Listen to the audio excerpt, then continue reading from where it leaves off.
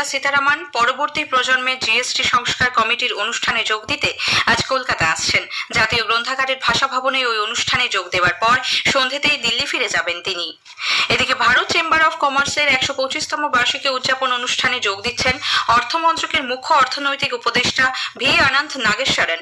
সেখান থেকে তিনি merchant chamber of commerce and ইন্ডাস্ট্রির একটি সম্মেলনে যোগ দেবেন। পরে তার ক্যালকাটা চেম্বার অফ কমার্সের 194তম বার্ষিক সাধারণ সভায় অংশ নেবার কথা। পণ্য ও পরিষেবা কর জিএসটির পরিবর্তিত হার আগামী সোমবার থেকে কার্যকর হবে। এক্ষেত্রে সরকার ব্যবসায়ীদের কি কি পদক্ষেপ নিতে বলেছে আকাশবাণীকে তা জানিয়েছেন মার্চেন্ট চেম্বার অফ কমার্সের জিএসটি পরোক্ষ ও রাজ্য কর পর্ষদের chairman Sushil Kumar Goyal. GST next gen reforms, এখানে আগে তো জিএসটি 4খানা রেট হতো, সে কম করে 2 রেট করে দিয়েছে। তো সব বেনিফিট তো কনজিউমারকেই পাবে। রেটগুলো কমবে, একটু সময় লাগবে। কালকে আমরা ভাবি যদি কমে যায়, এটা হবে না। क्योंकि আগে ম্যানুফ্যাকচাররা র মেটেরিয়াল কম দামে কিনবে, তারপরে ম্যানুফ্যাকচারিং নিউ আইটেম করবে, সে সাপ্লাই করবে, সে কনজিউমারের কাছে যাবে। এমনি গভর্নমেন্ট বলেছে কি রেটগুলো ইমিডিয়েটলি কম করতে হবে, কি কমপ্লাই করতে হবে। যেরকম গভর্নমেন্ট বলেছে ওদের নিউজ পেপারে এড দিতে হবে, পুরনো কি রেট ছিল, নতুন কি রেট হবে। গভর্নমেন্ট বলেছে প্রত্যেক গুডসে নিউ রেট আর ওল্ড রেট দুটো প্রিন্ট করতে হবে। আলটিমেট বেনিফিট কনজিউমারকেই হবে। যাদবপুর সহ বিভিন্ন বিশ্ববিদ্যালয়ে দ্রুত স্থায়ী উপাচার্য নিয়োগ করা হবে বলে রাজ্যপাল আচার্য সিভি আনন্দ বোস জানিয়েছেন। যাদবপুরে এক ছাত্রীর অস্বাভাবিক মৃত্যুর ঘটনার প্রেক্ষিতে বিভিন্ন মহল থেকে স্থায়ী উপাচার্য নিয়োগের দাবি উঠেছিল। গতকাল রাজভবনে এক সাংবাদিক সম্মেলনে রাজ্যপাল আরও জানান, ইতোমধ্যেই 19টি বিশ্ববিদ্যালয়ে স্থায়ী উপাচার্য নিয়োগ করা হয়েছে। Already 19 universities we have posted the vice chancellor on a regular basis. The rest are under preparation. Justice UU Lalit is heading a committee for this. The committee has completed its work. If I am told that, yes, I understand they have completed the work and submitted the report to the Supreme Court. It is now based on the Supreme Court's decision. Other universities also will be getting permanent basis. South Calcutta law কলেজের vice principal পদ থেকে ইস্তফা দিয়েছেন নয়না চট্টোপাধ্যায়। কলেজের পরিচালন সমিতির সভাপতি বিধায়ক অশোক দেবের বাড়ি গিয়ে পদত্যাগপত্র জমা দেন তিনি। এ বিষয়ে সিদ্ধান্ত নিতে আজ বৈঠকে বসবে কলেজের পরিচালন সমিতি। প্রধানমন্ত্রী নরেন্দ্র মোদী মধ্যপ্রদেশের ধারে এক অনুষ্ঠানে স্বস্থ নারী সশক্ত পরিবার অভিযান এবং 8ম রাষ্ট্রীয় পুষ্টি মাসের সূচনা করেছেন। দেশের জেলা হাসপাতাল, কমিউনিটি স্বাস্থ্য কেন্দ্র, আয়ুষ্মান আরোগ্য মন্দির এবং অন্যান্য স্বাস্থ্য পরিষেবা কেন্দ্রে আগামী মাসের 2 তারিখ পর্যন্ত এই কর্মসূচি চলবে।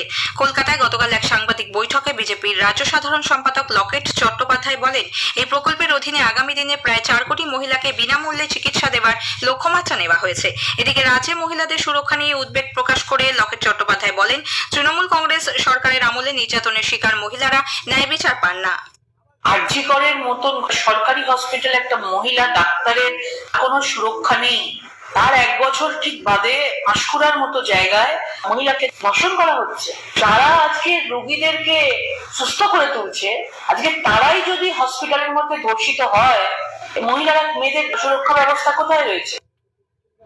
সেন্সর বোর্ডে ছাড়পত্র থাকা সত্ত্বেও রাজ্যের বিভিন্ন সিনেমা হলে বেঙ্গল ফাইলস কেন দেখানো হচ্ছে না, সেই প্রশ্ন তুলে কলকাতা হাইকোর্টে জনস্বার্থ মামলা দায়ের হয়েছে।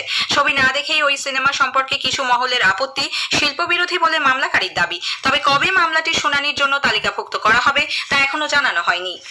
হুগলির উত্তরপাড়ার শান্তিনগরে নেশামুক্তি কেন্দ্রের কর্ণধার মদন রানার খুনের ঘটনায় মূল অভিযুক্তকে পুলিশ গ্রেপ্তার করেছে। গত মঙ্গলবার রাতে বেলুড় থেকে হাওড়ার বাসিন্দা স্বপন বারুইকে ধরা হয়। পলাতক আরও এক অভিযুক্তের খোঁজে পুলিশ তল্লাশি চালাচ্ছে। উল্লেখ্য, গত 12 সেপ্টেম্বর বাড়ি যাওয়া নিয়ে স্বপন সহ নেশামুক্তি কেন্দ্রের 2 আবাসিকের সঙ্গে ঝামেলা হয় মদনের। এরপরই অভিযুক্তরা শিলনোড়া দিয়ে ওই নেশামুক্তি কেন্দ্রের কর্ণধারকে আঘাত করে পালিয়ে যায়। দক্ষিণ 24 পরগনার ফ্রেজারগঞ্জে ভারতীয় জলসীমায় ঢুকে পড়ার অভিযোগে 13 জন বাংলাদেশি মৎস্যজীবীকে গ্রেপ্তার করা হয়েছে। গতকাল উপকূলরক্ষী বাহিনী মায়ের দয়া নামক ওই ট্রলার সহ মৎস্যজীবীদের আটক করে, পরে তাদের ফ্রেজারগঞ্জ উপকূল থানার পুলিশের হাতে তুলে দেওয়া হয়। কথা সাহিত্যিক শরৎচন্দ্র চট্টোপাধ্যায়ের জন্ম সার্ধ শতবার্ষিকী উদযাপন উপলক্ষে গোলপার্কের Ramakrishna mission institute of culture Shivananda সভাগৃহে গতকাল এক আলোচনা সভার আয়োজন করা হয়। রামকৃষ্ণ বিবেকানন্দ প্রসঙ্গে শরৎচন্দ্র এ বিষয়ে বক্তব্য রাখেন অধ্যাপক সোমনাথ ভট্টাচার্য। শরৎ সাহিত্য নিয়ে আলোচনা করেন অধ্যাপক সুমিতা চক্রবর্তী। বিশ্বকর্মা প্রতিমা নিরঞ্জনের জন্য পূর্ব রেলের শিয়ালদা ডিভিশন আজ ও আগামীকাল চক্ররেল চলাচল নিয়ন্ত্রণ করছে। এই 2 দিন শিয়ালদা বিবাদীবাগ ও বিবাদীবাগ বারুইপুর লোকাল বাতিল থাকছে। 3 জোড়া ট্রেনের যাত্রাপথ সংক্ষিপ্ত করা হয়েছে। আসন্ন দুর্গাপুজোর দিনগুলিতে যাত্রী ও দর্শনার্থীদের সুবিধার্থে এবং টিকিট কাউন্টারে ভিড় এড়াতে metro rail tourist smart card চালুর সিদ্ধান্ত নিয়েছে। যে কোনো করিডোরে সীমাহীন সফরের জন্য 250 টাকার বিনিময়ে 3 দিন এবং 5 দিনের জন্য 550 টাকায় এই কার্ড পাওয়া যাবে। স্থানীয় সংবাদ শেষ হলো। এরপর গ্রামীণ সংবাদ 12টা বেজে 30 মিনিটে।